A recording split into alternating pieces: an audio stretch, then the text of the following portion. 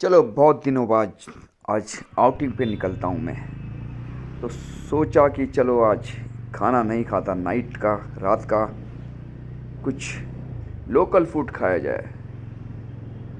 तो इसलिए हमारी गाड़ी भी निकल पड़ी, मेरी रॉनी निकल पड़ी सड़कों पे, चीरती हुई हवाओं को निकल पड़ी अपने डेस्टिनेशन पे। तो सोचा कौन सा ऐसा फूड खाया जाए जिसमें न्यूट्रिशंस वैल्यू बहुत हाई हो, न्यूट्रिशंस के साथ साथ ऑयल उसमें ना के बराबर हो, और न्यूट्रिशंस वैल्यू इतनी हो कि वो एक तरह से हाई फूड के इक्वल कह सकते हो आप उसको। तो इसलिए सोचते सोचते ख्याल आया, ऐसा कौन सा फूड हो सकता है। तो लगा भाई पंजाबी खाने में तो ऑयल बटर बहुत होता है, तो चलिए उसको नकार दिया गया।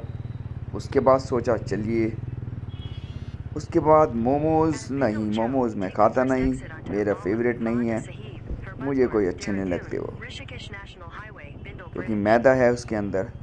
फिर सोचा कोई ऐसी चीज़ खाई जाए जिसके अंदर सत्तू हो, आटा हो। चलिए याद आया सत्तू से, तो ये फिर मुझे चुनाव करना पड़ा इसमें, जिसका नाम है लिट्टी चोखा, जो कि वैसे पटना का बहुत फेमस है। मैंने एक बार पटना में खाया था, तो उसके बाद ये मुझे आइटम और ये खाद्य पदार्थ मुझे बहुत अच्छा लगा।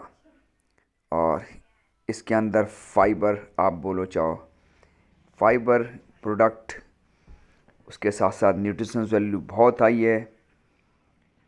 तो चलिए इसी तरह चलते चलते मैं देहरादून में पहुंच गया, लखनऊ लिट्टी चोखा एक सेंटर में, जो कि जीएमएस रोड पे है, और इसके सामने स्केचर्स और पास में मुफ्ती, इसका भी इसकी भी शॉप है, शोरूम है। तो हमने कहा चलिए इस दुकान को भी हम इसके आइटम, इसके लिट्टी चोखे को चेक करते हैं, क्योंकि अमूमन तो खैर अब कल्चर आपको पता है चेंज होते जा रहे हैं। नॉर्थ का कल्चर बाहर, और नॉर्थ में हमारे यहाँ साउथ का आइटम भी आ रहा है, साउथ के साथ साथ और भी दूसरी स्टेट के आ रहे हैं। साथ साथ हमको आसपास कुछ अजीबोगरीब चीज़ें देखनी पड़ी। आगे कुछ मीटर पर कुछ ग्रुपों का लड़ाइयों, लड़कों का झगड़ा हो गया था, लेकिन वो झगड़ा सिर्फ दिखावे का था, आपस में ही बात कर रहे थे। उसके बाद हमने यहाँ का लिट्टी चोखा टेस्ट करा। तो मैं आपको बता दूँ, हो सकता है क्योंकि आपको टेस्ट इसमें डेवलप ना हो, लेकिन अगर आप न्यूट्रिशंस वैल्यू की तरफ ज़्यादा ध्यान दोगे तो आपको ज़रूर टेस्ट डेवलप होगा, क्योंकि उसका डो आपको, हो सकता है डो आपको थोड़ा टाइट लगे खाते वक्त, लेकिन शायद यही इसकी एक खूबसूरती है।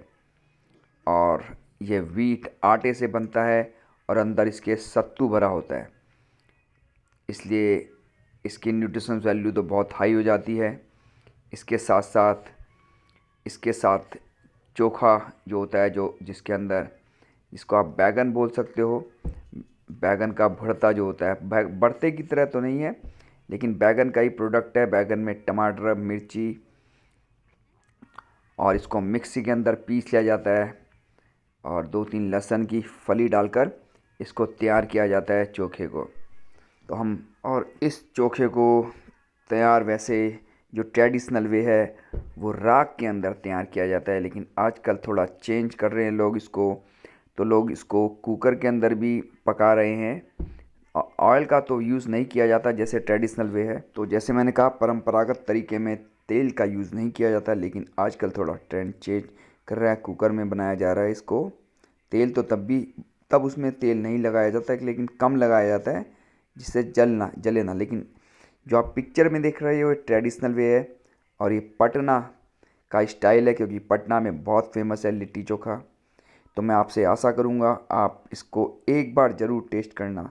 अगर आप सेहत के प्रति सजग हैं, तो अगर आप सजग हैं तो ज़रूर एक बार ट्राई करना।